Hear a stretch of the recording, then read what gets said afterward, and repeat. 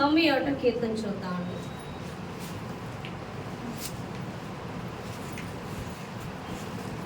91వ కీర్తన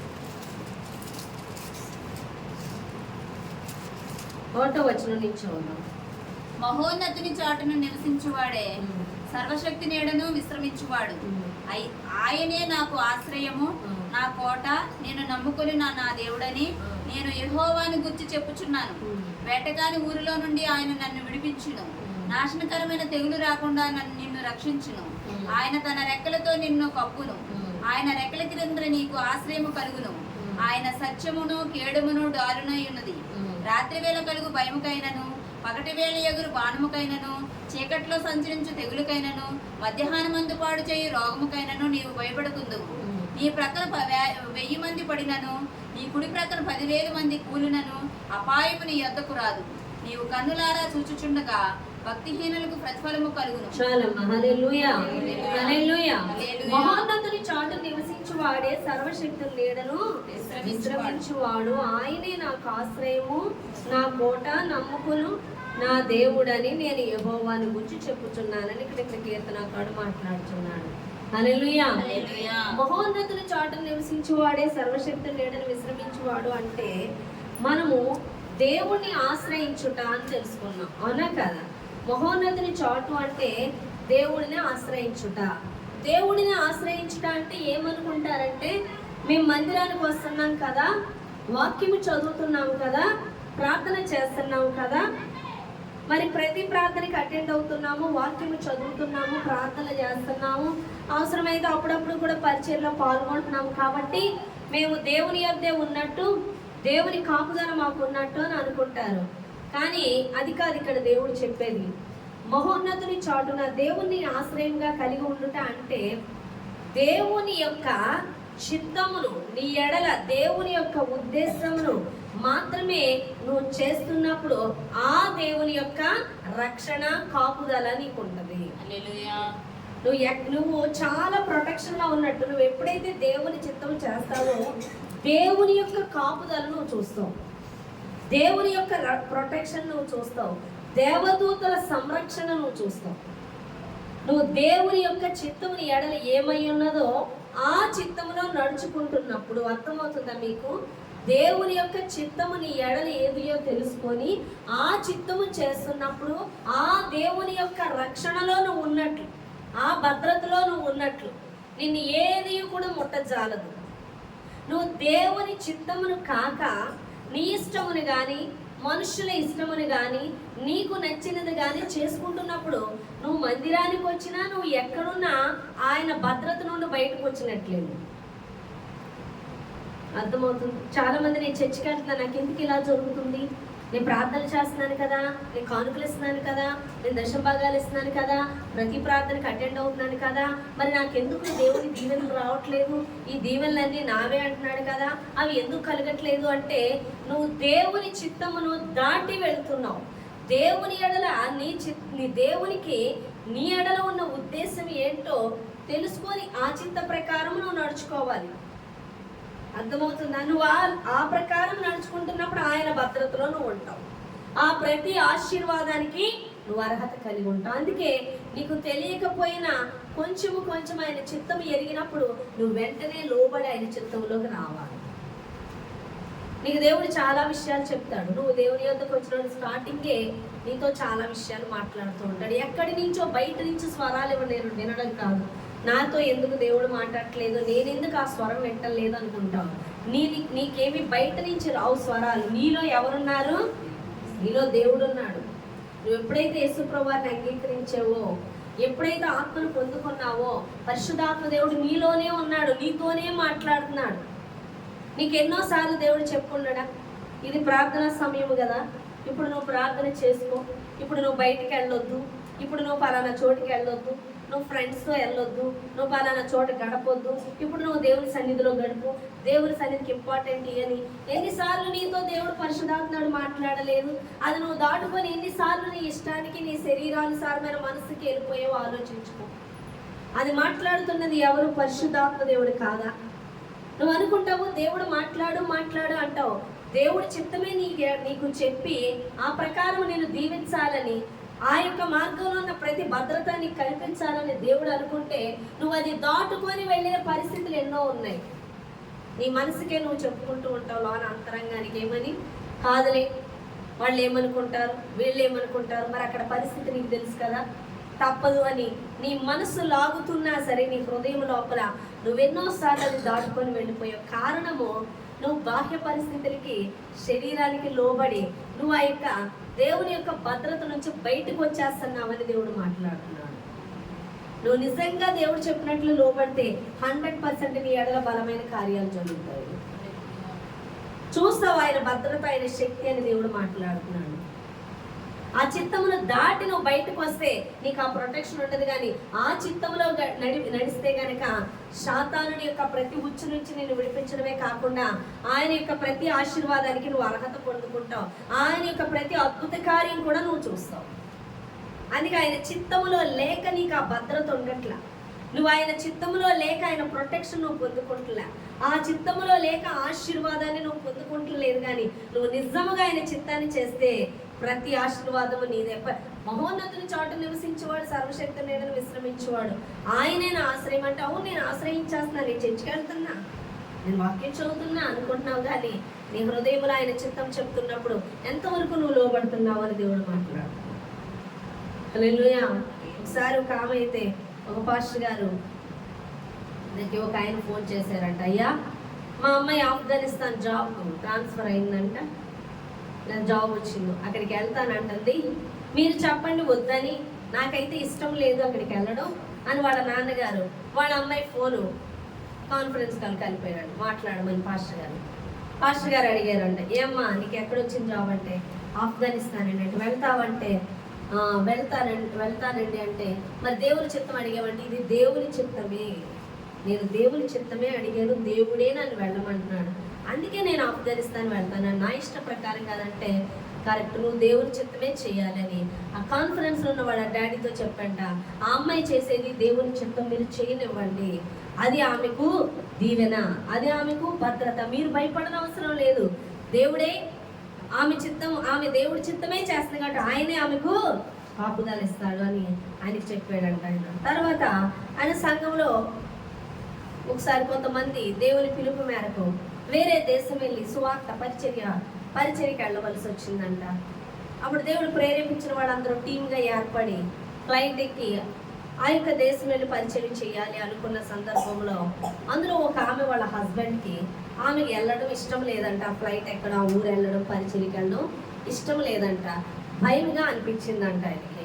నాకు భయం వేస్తుంది, నువ్వు వెళ్ళొద్దు, నువ్వు ఉండిపో అని చెప్తే ఆమె భర్త మాటకి భర్త ఇష్టానికి లోబడి ఆమె వెళ్ళడం మానేసి ఉండిపోయిందంట. వీళ్ళు ఫ్లైట్లో ఇంకా జర్నీ చేస్తున్నారు. ఈమె కారులో ఇంటికి వస్తుండగా తనకి ఎదురుగా ఒక యవ్వనస్తుడు కారు నడుపుతుండగానే నిద్దట్లోకి జారుకున్నాడంట. ఈ అమ్మాయి కారు నుంచి గుద్దేబతికి స్పాట్లో ఆమె చనిపోయిందంట. హల్లెలూయా. కారణము ఆమె దేవుని చిత్తములో లేదు, భద్రత కోల్పోయింది. అందుకే దేవుని చిత్తాన్ని అడిగి దేవుని ఆశ్రయించడం అంటే దేవుని చిత్తాన్ని మనం చేయాలి, దేవుని ఉద్దేశాన్ని మనం చేయాలి. అప్పుడే ఆయన యొక్క ప్రతి కాపుదల మనతో ఉంటుంది, ఆయన అద్భుతాలు, ఆయన ఆశ్చర్యకార్యాలు కూడా మనం చూడగలుగుతాము. మోషే దేవుని చిత్తం, దేవుని యొక్క పిలుపేంటో తెలుసు మోషేకి, కానీ దేవుని చిత్తం తెలియనప్పుడు తన సొంతంగా ఆలోచన చేసి ఐగుప్తీయుడు ఇజ్రాయేలీయుడు కొట్టుకుంటూ ఉంటే ఐగుప్తీయుడిని చంపినప్పుడు మోషేని వ్యతిరేకిస్తారు. ఎవరు? ఇజ్రాయేల్ ప్రజలే. ఆ మన్నాడు మళ్ళీ ఇజ్రాయేల్ ప్రజలే కొట్టుకుంటూ ఉంటే వెళ్ళి వాళ్ళు విడిపిస్తుంటే, నువ్వేమన్నా మాకేమన్నా నాయకుడువా, నిన్నెవరు నియమించారు, మా ఐగుప్తుని చంపినట్లు మమ్మల్ని చంపుదాం అనుకుంటున్నావా అని అనేసరికి భయపడిపోయి మోషే పారిపోతాడు. మరి దేవుడి పిలుపున్నదని ఎరిగి దేవునికి దేవుడి యొక్క ఇజ్రాయేల్ ప్రజలను విడిపించాలని తాను అనుకున్నప్పుడు దేవుని చిత్త ప్రకారం కాక తన ఆలోచన ప్రకారం తన శక్తిని ఉపయోగించినప్పుడు, తన ఆలోచన ఉపయోగించినప్పుడు దేవుని భద్రత లేదండి. ఫరోకి భయపడి పారిపోయాడు. కానీ తర్వాత మండుచున్న పొదలోంచి మోషేతో మాట్లాడి దేవుడు మోషేని పంపించినప్పుడు, ఇప్పుడు దేవుని చిత్త ప్రకారం బయలుదేరి వచ్చినప్పుడు సమస్త అధికారము కలిగినటువంటి ఫరో మోషేని ఏమీ చేయలేనటువంటి పరిస్థితి ఉంది అక్కడ. ఇజ్రాయేల్ ప్రజలందరినీ కూడా కనాన్ దేశం నడిపించడానికి వాళ్ళందరినీ విడిపించగలిగాడు అంటే ఇప్పుడు ఎవరున్నారు? మోషేతోని దేవుడు ఉన్నాడు. ఎందుకున్నాడు అంటే ఇప్పుడు అంత భద్రత, అంత ప్రొటెక్షన్ ఎందుకుంది అంటే ఇప్పుడు మోషే దేవుని చిత్తానికి లోబడి బయలుదేరాడు. కాబట్టి ఫరో ఏమీ చేయలేనటువంటి పరిస్థితి, దేవుడు చాలా అద్భుతాలు చేశాడు దాని పక్షాన. అవునా కదా? నీళ్ళని రక్తంగా మార్చడం చేశాడు, అగ్ని వర్షం కురిపించాడు. అవునా కదా? పేర్లు పంపించాడు, కప్పలను పంపించాడు. అవునా కదా? తొలిచూలు పిల్లలు చనిపోయేలా చేశాడు. ఇన్ని అద్భుతాలు ఎలా జరిగాయి అంటే దేవుని చిత్తానికి లోబడి రావడం వల్ల దేవుడు బలంగా కదలడం చూస్తున్నాం. హల్లెలూయా. మన జీవితాలు ఎలా జరిగిపోతున్నాయి అంటే ఒక సామాన్యంగా జరిగిపోతున్నాయి, ఒక నార్మల్గా జరిగిపోతున్నాయి. ఏమీ ప్రభావం ఉండలేదు, దేవుని శక్తి కదలడం కనిపించట్లేదు. ఒక సామాన్యమైన గుంపుగా మనం ఏకీభవిస్తున్నాం. అద్భుతాలు కానీ, ఆశ్చర్యాలు కానీ, దేవుని మహిమ కానీ కనబడనంతగా చల్లారిపోయిన స్థితిలో ఉండడానికి గల కారణం ఏంటి? మనలో ప్రభావం కనబడకపోవడానికి కారణం ఏంటంటే దేవుని చిత్త ప్రకారం నడిపిస్తే ప్రతి దినము ఒక అద్భుతము, ఆశ్చర్యమే మన జీవితాల్లో జరుగుతుంది. హల్లెలూయా. ప్రతి దినం అద్భుతం చూసుకుంటూ వెళ్ళచ్చు. నువ్వు దేవుని చిత్తంలో ఉన్నావా? పరిశుద్ధాత్మ దేవుడు నీలో చెప్తున్న మాటలు వింటున్నావా? లోబడుతున్నావా? ప్రతి దినం అద్భుతాలు చూస్తావని దేవుడు మాట్లాడుతున్నాడు. హల్లెలూయా. యోనా దేవునికి లోబడకుండా నినేవే పట్టణానికి వెళ్ళమంటే వెళ్ళడు, వేరే ప్రాంతాలు ఒరుగులెత్తుతూ ఉంటాడు.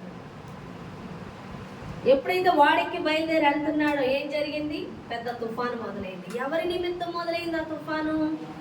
యోనా నిమిత్తమే మొదలైంది ఆ తుఫాను. ఎందుకని? దేవుని చిత్తం నినేవే పట్టణం అంటే వెళ్ళడం ఇష్టం లేక తను వ్యతిరేక దిశలో ప్రయాణం చేస్తున్నప్పుడు ఆ తుఫాన్ దేవుడు కలుగు చేశాడు. ఎందుకు అంటే దేవుని చిత్తంలో నడిపించడం కొరకు. ఆ శ్రమ ఎందుకు వచ్చింది అంటే దేవుని చిత్తంలో నడిపించడం కొరకు. ఈరోజు కొన్ని విషయాలు మనకి శ్రమలు వస్తూ ఉంటాయి, వ్యతిరేకతలు వస్తూ ఉంటాయి. ఎందుకు వచ్చాయి అంటే నువ్వు దేవుని చిత్తాన్ని ఒకవేళ దాటి వెళ్ళిపోతున్నావేమో, దేవుని చిత్తము చేయకుండా నీ చిత్తము చేసుకుంటా వెళ్తున్నావేమో. అందుకే దేవుడు నేను ఆపడానికి, మరలా ఆయన చిత్తంలో నేను నడిపించడానికి కొన్ని పరిస్థితులు నీకు అనుమతించబడుతూ ఉంటాయి. యోనాకి ఆ యొక్క వాడలో ఎందుకు తుఫాన్ వచ్చింది అంటే యోనా ఎటు వెళ్ళాలో అటు వెళ్ళక వ్యతిరేక దిశలో వెళ్తున్నప్పుడు దేవుడు ఆ తుఫాన్ ఆ యొక్క దోణిలో అనుమతించడం జరిగింది, ఆ సముద్రంలో. హల్లెలూయా. ఎప్పుడైతే లోబడి ఆ దొంగలు అడుగుతారు, ఎవరు చేశారు, ఎవరిది పాపం అని అడిగినప్పుడు గ్రహించిన వాడే యోనా చెప్తాడు, నా వల్లే, మీరు నన్ను సముద్రంలో పడేయండి తుఫాన్ ఆగిపోద్దని. గ్రహించిన వాడే చెప్పినప్పుడు సముద్రంలో పడేయగానే తుఫాన్ ఆగిపోయింది. చూసారా దేవుడు ఎంత సమీపంగా వెళ్తున్నాడు. తన ప్రణాళికలో నడిపించుకోవడం కొరకు ఎటువంటి పరిస్థితినైనా దేవుడు అనుమతించగలడు. ఇప్పుడు చేప కడుపులో ఉండి చేపకు అనుమతించాడు. చేప కడుపులో 3 దినములు ప్రార్థన చేస్తున్నాడు, ఉపవాస ప్రార్థన. తిన్నాక చేప ఎక్కడ తీసుకెళ్ళి పడేసింది? నేనేమో పట్టణం దగ్గర పడేసింది. ఇప్పుడు వెళ్ళి సువార్త ప్రకటిస్తున్నాడు. హల్లెలూయా. ఆయన చిత్తాన్ని దాటితే, ఒకసారి ఒక సిస్టర్ చెప్పింది నాతో, దేవుడు అంటే తన పిలుపు వచ్చిందంట, సేవా పిలుపు వచ్చింది కానీ 100% లోపడతల్లా, 50% అటు 50% ఇటు ఆలోచిస్తుందంట. వాళ్ళ హస్బెండ్ ఫుల్ మనీ మైండ్, అతనికి పిలుపు ఉంది, అయినా సరే మనీ, డబ్బు, అతనికి గవర్నమెంట్ జాబ్, అయినా మనీ మైండ్. చాలా మందికి ధనాశ ఎక్కువ. ధనాశ ఎక్కువ ఉన్న వాళ్ళకి ధనం ఉండదు. ధనాన్ని విడిచిపెట్టి దేవుడిని ప్రేమిస్తేనే అది నీ దగ్గర నిలుస్తుంది. ధనం కోసం ఎంత పరిగెడుతుంటే దానికి వెనక్కి వెళ్తూ ఉంటుంది. అర్థమవుతుంది?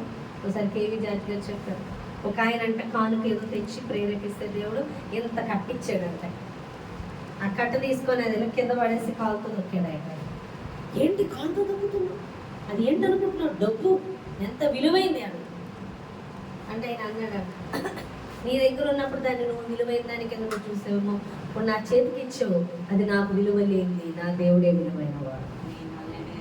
హల్లెలూయా. మనం ఎక్కువ దానికి విలువిస్తూ ఉంటాం. అలా వాళ్ళు ఎక్కువ డబ్బుకి విలువిచ్చి ఈ అమ్మాయి కూడా జాబ్ చేసేయాలంట అర్జెంటుగా. నేను బిఈడి అప్లికేషన్ తెచ్చేస్తాను, సాయంత్రానికి వెళ్ళి అప్లికేషన్ ఫిల్ చేసి ఉంచు అని చెప్పి అప్లికేషన్ పెట్టి సాయంత్రాన్ని ఫిల్ చేసి వచ్చి నేను పట్టుకెళ్తాను రేపు పొద్దున్న నేను చెప్పి వెళ్ళిపోయాడంట. వాళ్ళు పుట్టు క్రైస్తవులు. ఏది మొదలెట్టాలన్నా ప్రార్థన చేస్తూ ఉంటారు అలవాటేగా. అందులోకి ఆమెకు పిలుపు దాకా వచ్చిందంటే కొంచెం ప్రార్థన పొర్రాలే ఉంది. మోకాలు వేసి ప్రార్థన చేస్తున్నాడు. ప్రభువా ఏంటి నీ చిత్తం చెప్పు ప్రభువా అనుమతికి సడన్గా కడుపు నొప్పి మొదలైందంట.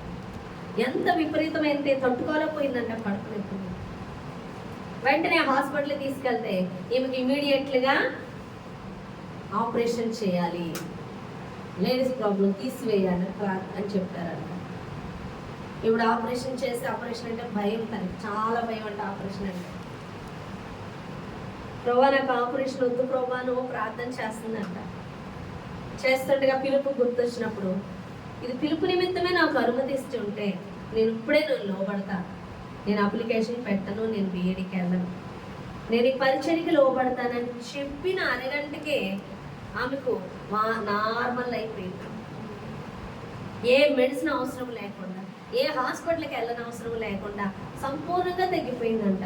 కారణం ఏంటి అంటే ఆ అమ్మాయి లోబడని స్థితికి వెళ్తున్నప్పుడు దేవుడే గద్దెంపును అనుమతించాడు. హల్లెలూయా.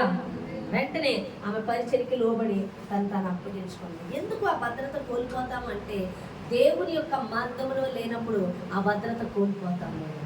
నువ్వు దేవుని యొక్క మార్గంలో, దేవుని యొక్క చిత్తంలో నువ్వు ఉంటే దేవుని యొక్క ఆయన యొక్క రెక్కల మాటన ఏం చేస్తాడు?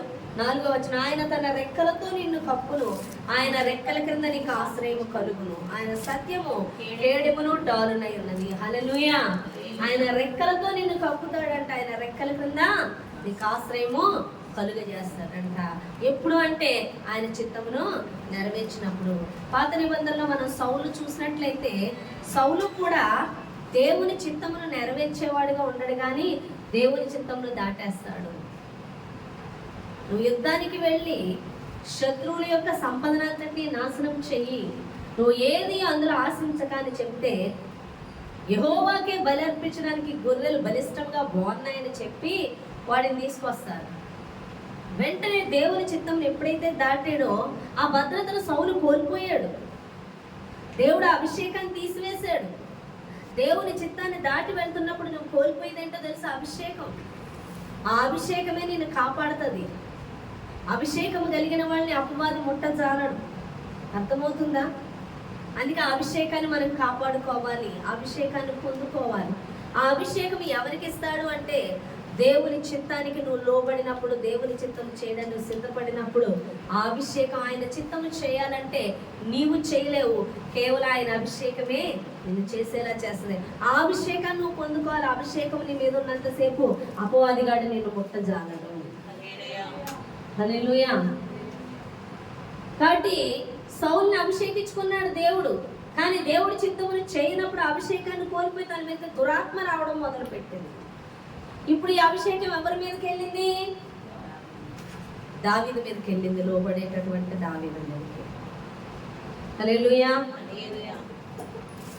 ఇప్పుడు సౌలు వెంటనే చనిపోయినట్టుగా కనిపించలేదు, కానీ కొద్ది సంవత్సరాలకి జరిగింది ఏంటంటే సౌలు కుటుంబం అంతా కూడా ఫిలిష్తీయుల చేతిలో పూర్తిగా అందరూ చనిపోవడం జరిగింది. కారణం ఏంటంటే సౌలు పోగొట్టుకున్న అభిషేకం. ఎందుకు పోగొట్టుకున్నాడంటే దేవుని చిత్తాన్ని దాటి బయటికి రావడం, దేవుడు రక్షించిన, ఆ దేవుడు కల్పించిన ఆ రక్షణ నుంచి, ఆ భద్రత నుంచి బయటకు వచ్చాడు. మీకు అర్థమవుతుందా? హల్లెలూయా. ఈరోజు క్రైస్తవులు అనేకులకి మరణాలు, శ్రమలు, భయంకరమైన పరిస్థితులు జరుగుతున్నాయి. కారణం ఏంటి? ఒకసారి అయితే కరోనా వచ్చిన టైంలో చాలా విచిత్రంగా కరోనా వచ్చింది. మాకు ధనం ఉందిలే, మేము కాపాడబడగలము అని అన్ని ప్రొటెక్షన్లు కలిగి ఉన్న వాళ్ళు భద్రంగా, మేము మా ఇల్లు భద్రత, మా మాస్క్ భద్రత, మాకు డాక్టర్స్ ఉన్నారు, మేము ఎడ్యుకేటెడ్స్, మాకు తిండి భద్రత అన్న వాళ్ళు లోనుండే చచ్చిపోయారు. దేవుడే భద్రత అన్న వాళ్ళకి నిత్యము కాపుదల ఉందండి. ఆయా సమయాల్లో కొంతమంది సేవకులు దేవుడు సన్నిధిలో పోషించగలడని విశ్వాసం ఉంచకుండా కరోనా టైంలో చాలా మంది సేవ చేసి సేవను పక్కన పెట్టి, అమ్మో మేము పనులు చేసుకోకపోతే ఎలాగని ఏ ఒక్క జాబులకి వెళ్ళిపోవడం జరిగింది. కొంతమంది అలా వెళ్ళిపోయినప్పుడు వాళ్ళు కరోనాకి అటాక్ అయ్యి చనిపోవడం కూడా జరిగింది కొంతమంది సేవకులు. అర్థమవుతుందా? కారణం ఏంటంటే దేవుడు పోషిస్తాడన్న విశ్వాసం లేక. చూడండి, మనం నయోమిని చూసినట్లయితే ఏం చేసింది నయోమి?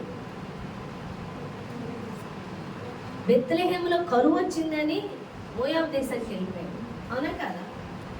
కరువు వస్తే దేవుడు పోషించలేడా? దేవుని పాదాలు పట్టుకుంటే నేను పోషించలేడా? వెంటనే ప్రత్యామ్నాయం మోయాబు దేశానికి పారిపోయింది. కానీ అక్కడికి వెళ్ళి కాపాడబడిందా?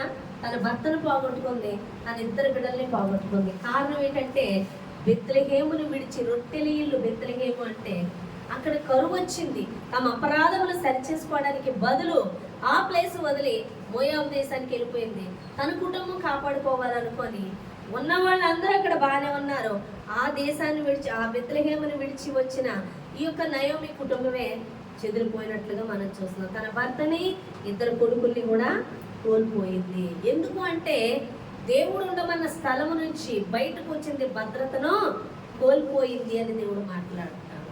అందుకే దేవునికి లోబడి ఉండడి, అపవాదిని ఎదిరించినప్పుడు వాడు మీ యొద్ద నుంచి పోతాడు అంటే, అపవాది దాడి మీ మీద ఉండకుండానట్లు ఆయన్ను ఆశ్రయముగా కలిగి ఉండు, ఆయన రెక్కల మాటన నువ్వు భద్రపరచబడి ఉండు అంటే దాని అర్థం ఆయన చిత్తమును నువ్వు చెయ్యి, ఆయనకి లోబడు అని దేవుడు మాట్లాడుతున్నాడు. లోబడని ఎడల అపవాది దాడి ఉంటది, నీకు ప్రొటెక్షన్ ఉండదు అని దేవుడు మాట్లాడుతున్నాడు. హల్లెలూయా. అందుకే దేవుని చిత్తమును మనం చేయాలి. ఈ దినములో నువ్వు పరిశుద్ధంగా ఉన్నావా అది కాదు, నువ్వు యేసుని అంగీకరించినప్పుడే, ఆ నీతిమంతుని స్వీకరించినప్పుడే నువ్వు పరిశుద్ధురాలివి, నీతిమంతురాలివి. మరి ఇక నుంచి ఏం చేయాలంటే దేవుడు అంటున్నాడు, విశ్వాసం కానిది ఏది అదే పాపము. నువ్వు క్రీస్తు యేసులో విశ్వాసం ఉందా? అయితే ఆయన చెప్పింది నువ్వు నమ్మికొచ్చి చేయమని దేవుడు మాట్లాడుతున్నాడు. నీకెవరిని పంపించాడు? ఆదరణకర్త అయిన పరిశుద్ధాత్మ దేవుడిని నీలో పంపించాడు. ఎందుకు అంటే ప్రతి దినము విశ్వాసంలో నడుచుకున్నట్లుగా, దేవుని మీద ఆధారపడినట్లుగా, నిత్యరాజ్యానికి సిద్ధపడినట్లుగా, ఏం చెయ్యాలో, ఏం చెప్తున్నాడో ఆ దేవుని చిత్తము నువ్వు ఎరుగునట్లుగా పరిశుద్ధాత్మ దేవుడు నీకు అనుగ్రహించాడు. నీలో ఆ పరిశుద్ధాత్మ దేవుడు మాట్లాడుతున్నప్పుడు నువ్వు లోబడితే ఆయన నీ మార్గాన్ని సరళపరచబడే విధమైన మార్గంలో నిన్ను నడిపిస్తాడు. ఆ పరిశుద్ధాత్మ దేవుని స్వరానికి నువ్వు లోబడాలి అని దేవుడు మాట్లాడుతున్నాడు. హల్లెలూయా. ఒక పాస్టర్ గారికి అయితే 16 years ఉంటాయంట. ఆయన దేవుని ఎక్కువ బైబిల్ చదివేవాడంట, చాలా బైబిల్ ఎక్కువ చదివేవాడంట, ఎక్కువ ప్రార్థన చేసేవాడంట. ఆయన పరిశుద్ధాత్మ చేత నింపబడ్డాడంట. ఆయనలో ఉండి పరిశుద్ధాత్మ దేవుడు మాట్లాడేవాడంట. ఆయన ఎంత చక్కగా లోబడేవాడంటే, ఒకసారి బైబిల్ చదువుతుండగా నువ్వు వెళ్ళి స్నానం చెయ్యి అని, మరి అక్కడ ఎలా వాక్యం వచ్చిందో తెలియదు, ఆయన చెప్తుంటే విన్నా, గబగబా వెళ్ళి స్నానం చేసి వచ్చాడంట. ఏం అంటే అంత చిన్న విషయం కూడా అంతలా పాటించాలా అంటే అంతగా లోబడాలి దేవుడు చెప్పింది అని దేవుడు ఆయన చెప్తున్నాడు. ఆయన దేవుడు ఏది చెప్పినా వెంటనే చేసేస్తాడంట. దేవుడు బలంగా కమ్ముకుంటాడు అటువంటి వారిని, తెలుసా? నేను మీకు చాలాసార్లు చెప్పాను. నేను దేవుని యొద్దకు వచ్చినప్పుడు ఏం చెప్తే దేవుడు అది వెంటనే చేసేదా, వెంటనే ఇంకా ఆగడం ఉండేది కాదు. వెంటనే చేయడం వల్లే అభిషేకం. చాలామంది ఆలోచిస్తారు, చూస్తున్నానంటారు, ఆలోచిద్దామంటారు, చేద్దామంటారు. అంటే దేవుడు చెప్పేది చుట్టూ అనుకూలంగా ఉండవు పరిస్థితులు. కాబట్టి వీళ్ళు ఎలా మేక్ చేస్తుంటారంటే, ఈ పరిస్థితులు అనుకూలంగా ఉంటే చేద్దాము, లేదా ఆలోచిద్దాము, కంఫర్ట్గా ఉంటే చేద్దాం. ఇటువంటి వారు దేవుని చిత్తంలో ఉండేవారు కాదు. దేవుని చిత్తం చేయమన్నారా వెంటనే లోబడాలి. అటువంటి వారినే దేవుడు ఎన్నుకుంటాడండి. హల్లెలూయా. దేవుని చిత్తము తెలిసి, దేవుడు చేయమన్నది తెలిసి కూడా ఆలోచిస్తాను, చూస్తాను, ఆగుతున్నాను, నువ్వు అవసరం లేదు ఆయనకి. నీ ఎడల ఆయన శక్తి కూడా చూడలేవు, ఆయన అద్భుతాలు కూడా చూడలేవు. నీ కన్నులు మూయబడిన వ్యక్తిగా ఉంటావు. దేవుడు చెప్పాడా వెంటనే చెయ్యి, అనేక అద్భుతాలు నీ ద్వారా జరుగుతాయి. ఆయన ఒక స్నానం విషయంలోనే చెప్తే వెంటనే పరిగెత్తుకొని వెళ్ళాడంట. ఆయనలో పరిశుద్ధాత్మ దేవుడు చెప్పేది ప్రతిదీ లోపడతాడంట. ఆయనతో మాట్లాడుకుంటూ ఉంటాడంటే. ఆయన ఎక్కువ మనుషుల సహవాసం కలిగి ఉండడు, కానీ తనలో ఉన్న పరిశుద్ధాత్మ దేవునితో సహవాసం కలిగి ఉంటాడంట. ఒకరోజు ఆయన పరిశుద్ధాత్మ దేవుడు టైం ఎంత అయింది అని అడిగితే పరిశుద్ధాత్ముడు 12:30 అని చెప్పాడు. అవునా అని నాతో దేవుడు చెప్పిన టైం 12:30 అని ఎదుటి వ్యక్తి నమ్మి ఎదుటి వ్యక్తి టైం ఎంత అయిందండి అన్నాడు. 12:35 అన్నాడు. 12:35 కాదు 12:30 అన్నాడు. ఆయన అలా చూశాడు. మీ టైము 5 minutes ఫాస్ట్ ఏమో, కరెక్ట్ టైం చూడండి. నాకైతే తెలుసు దేవుడు చెప్తున్నాడు 12:30 అంటే. నిజంగా అసలు టైం చూస్తే 12:30 అయిందంట. హల్లెలూయా. పరిశుద్ధాత్ముడు అంత బలంగా మాట్లాడతాడు, అంత స్పష్టంగా మాట్లాడతాడు. అంత స్పష్టంగా నువ్వు చేయదలిస్తే నమ్మితే అంత స్పష్టంగా చెప్తాడంట. ఒకసారి ఆయన బైబిల్ ట్రైనింగ్లో ఉన్నప్పుడు మరి ఎక్కడో ఆయన ఉన్నప్పుడు ఒక స్త్రీ వచ్చిందంట అక్కడికి. ఆమె దగ్గరికి వెళ్ళి దేవుడు మాట్లాడమంటే వెంటనే ఆయన దేనికి భయపడేవాడు కాదంట. దేవుడు చెప్పమన్నప్పుడు, అమ్మా మీరు పరిశుద్ధాత్మను నమ్ముతున్నారా అన్నట్టు. అసలు పరిశుద్ధాత్మే లేదు, నేను నమ్మను అందంట. ఆయనకైతే కోపం వచ్చిందంట. మగుడైతే వెంటనే మగాడైతే కుట్టేసినంట. పరిశుద్ధాత్మ లేదంటావా అని. ఆమె స్త్రీ అయ్యేసరికి ఆయన ఊరుకొని ఆయన అన్నాడంట, అవునా పరిశుద్ధాత్మ లేడా, సరే అయితే నీకు ఆడపిల్లలు ఉన్నారు కదా అన్నారంట. ఏమన్నారు? నీకు ఆడపిల్లలు ఉన్నారు కదా, అయితే నీ ఆడపిల్లలో మధ్య అమ్మాయికి సరిగా బాగోదు కదా ఆవిడికి అన్నట్టు. అంటే ఆమె పెద్ద కేకేసిందంట. పరిశుద్ధాత్మ దేవుడు ఉన్నాడు అని గట్టిగా అరిసింది. గట్టిగా అరిసి చెప్తుందంట, నిజమే నా రెండో మధ్యలో ఉన్న కుమార్తెకి బాగోదామెకు అని చెప్పిందంట. ఆమెకి నిజంగా బాగోదు, నువ్వు చిన్నపిల్లాడమైనా భలే చెప్పేవే, బాగోదు బాబు, మా ఊరు నేను డబ్బులు పెట్టుకొని తీసుకెళ్తాను. ఇప్పుడు నేను ఇంట్లో తలుపేసి వచ్చాను, అమ్మాయి కొంచెం ఈవిల్ స్పిరిట్ కూడా ఉంది, దెయ్యం పట్టింది అమ్మాయికి, నువ్వు వచ్చి ప్రార్థన చేస్తావన్నా. నేను ఇప్పుడు రాను, నాకు అర్జెంట్ పని ఉంది, నేను వెళ్ళి ఇంటి దగ్గర ప్రార్థన చేస్తాను, ఖచ్చితంగా విడుదల పొందుకుంటాను. హల్లెలూయా. పరిశుద్ధాత్మ లేదు అని అన్న అమ్మాయే పరిశుద్ధాత్మ ఉంది అని మాట్లాడింది. హల్లెలూయా. ఎందుకంటే ఈయన పరిశుద్ధాత్మ స్వరానికి విని లోబడుతున్నాడు. హల్లెలూయా.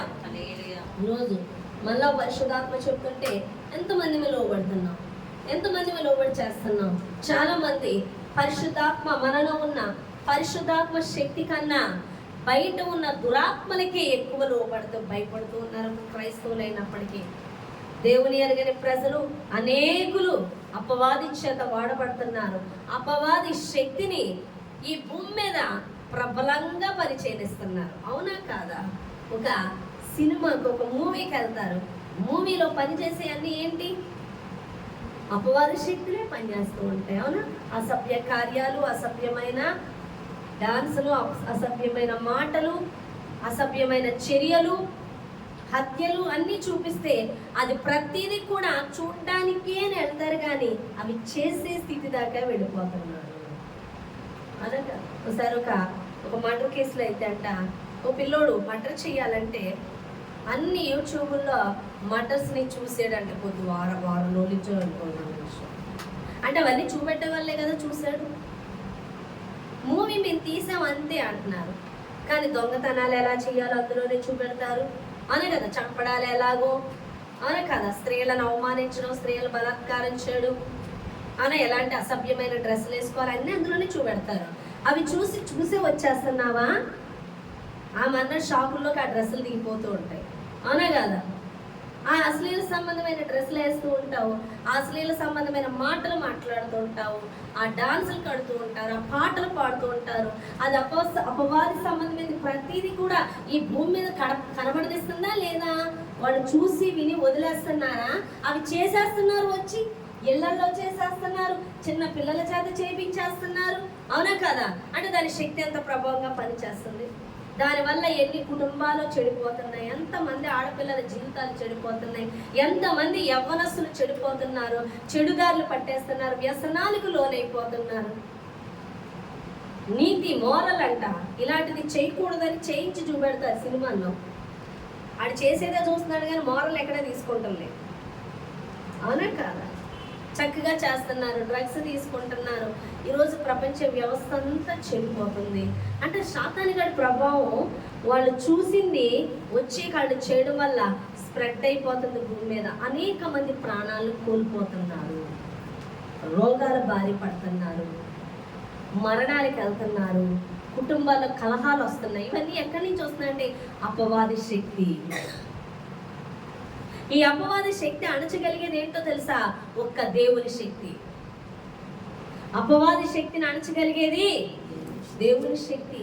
ఈ అపవాది తంత్రాలు లయపరిచేది, అపవాది శక్తిని ఎదిరించేది, అపవాది శక్తి కన్నా బలముగా పనిచేసేది దేవుని శక్తి.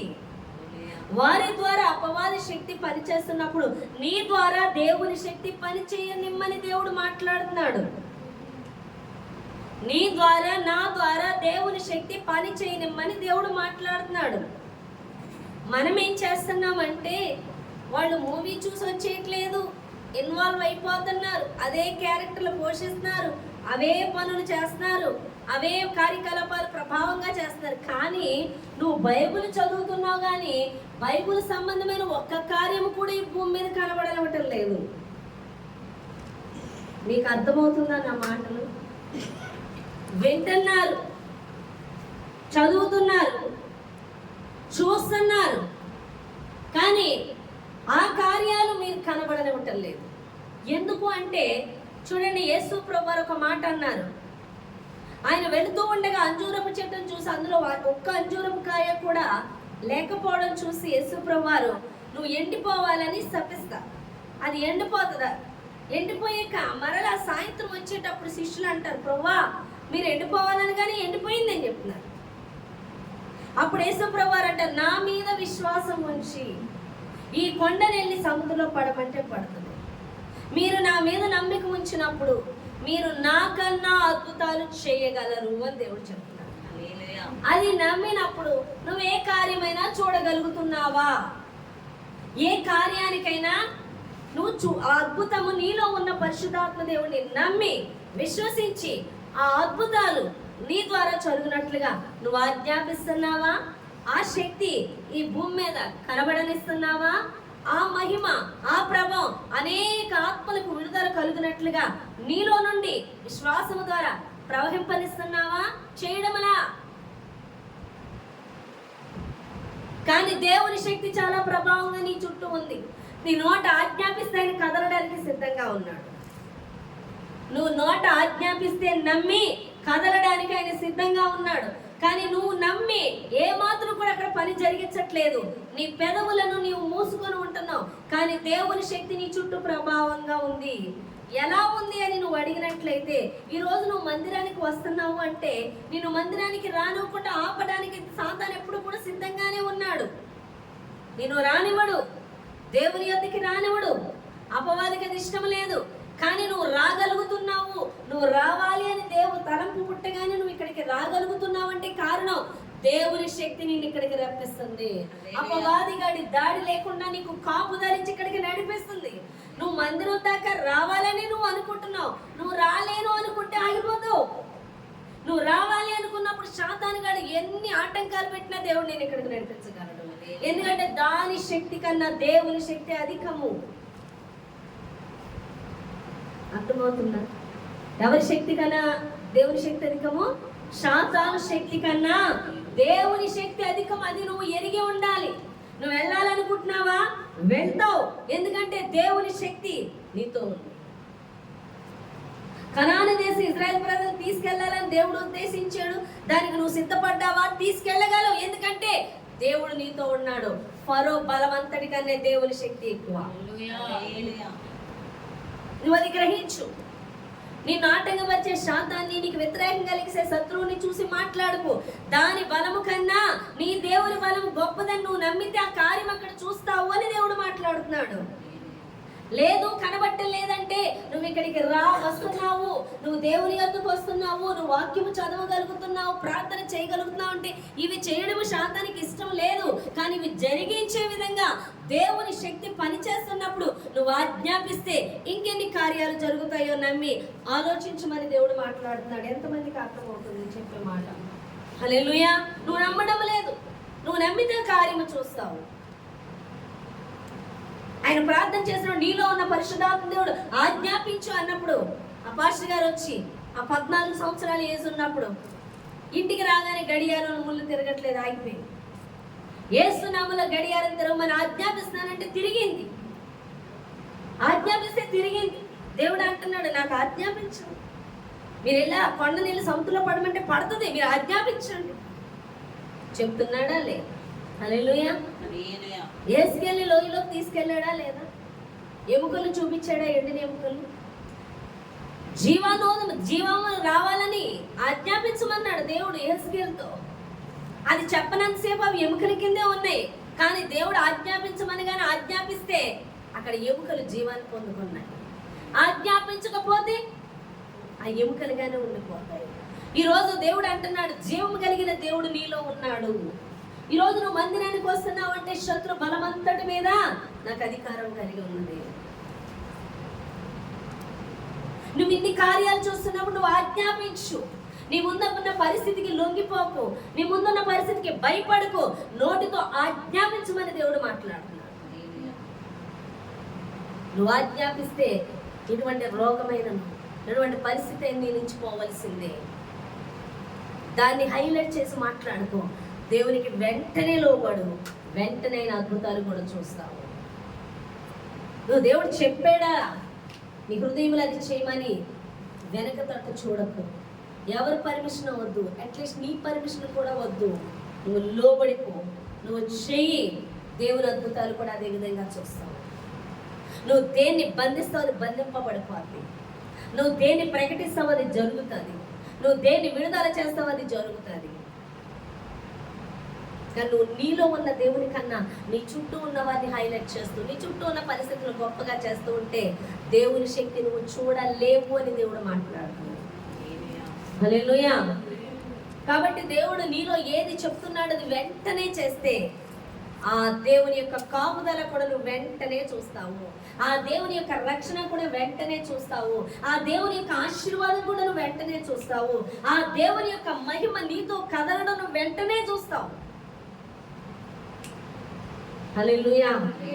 కాబట్టి నువ్వు వెంటనే లోబడు. నీలో ఉన్న పరిశుద్ధాత్మ దేవుడు చెప్తున్నప్పుడు ఆయన దుఃఖపరచకు. నేను చర్చికి వచ్చాను కాబట్టి నాకు ప్రొటెక్షన్ వచ్చేస్తుందని ఎన్నాళ్ళ నుంచో చర్చికి వచ్చాను కానీ నాకు ఎందుకు విడుదల రాలేదు, నాకు ఎందుకు ఆశీర్వాదం రాలేదంటే లోబడుతున్నావా ఆయన చిత్తానికి? చెప్పిన వెంటనే నమ్మి చేస్తున్నావా?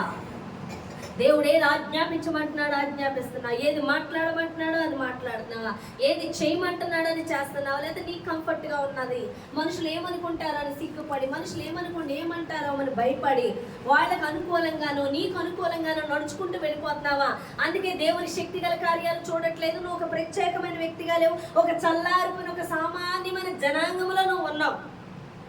కానీ నువ్వు చేసే ప్రార్థన ఏలియా వంటి వ్యక్తి అయిపోవాలని, మోషే వంటి వ్యక్తి అయిపోవాలని, అబ్రహాం వ్యక్తి అయిపోవాలి, యెహోషువ, ఎంతమంది పేర్లు చదివేస్తావు కానీ అంతమంది కూడా ఒక ప్రత్యేకమైన వారిగా నిలబడగల కారణం దేవుని చిత్తమును చేస్తూ ఒక ప్రత్యేకమైన జనాంగంగా ఉన్నారన్న విషయం నువ్వు తెలుసుకో. అదే గొప్పవాళ్ళు కాదు, వాళ్ళు దేవుడు చెప్పిన దానికి లోబడుతున్నారు, దేవుని చిత్తం చేస్తున్నారు. కాబట్టి వారిని గొప్పగా చూపించేది, వారి ఎడల గొప్ప కార్యాలు చేసేది దేవుడు. ఈరోజు వారి పక్షాన ఉన్న దేవుడే మన పక్షాన కూడా ఉన్నాడు. కాబట్టి శక్తి లేని వారిగా, జీవం లేని వారిగా, చావలేని వారిగా, దేవుని యొక్క ప్రభావం లేని వారిగా ఉండడానికి వీల్లేదు. నీలో నుండి ఆ ప్రభావం బయలు వెళ్ళగా ఆజ్ఞాపించు అని దేవుడు మాట్లాడుతున్నాడు.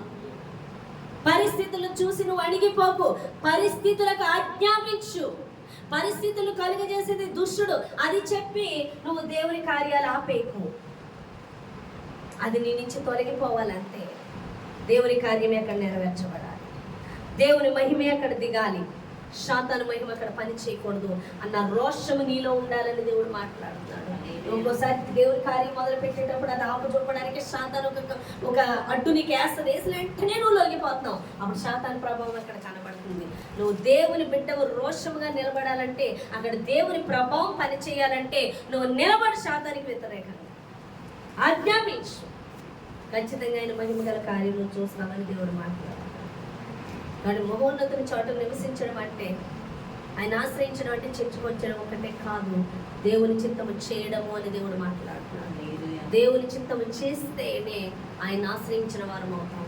వారికి ప్రతి ఒక్క 91 కీర్తనలో ప్రతి కాపుదల వెంటనే చూస్తారని దేవుడు మాట్లాడుతున్నాడు.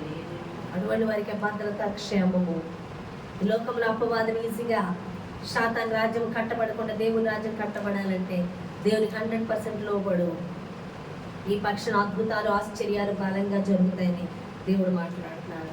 ఈ చిన్న మాటలు దేవుడు దీవించి ఆశీర్వదించునుగాక. ఆమేన్. ప్రార్థన చేద్దాం. వాక్యం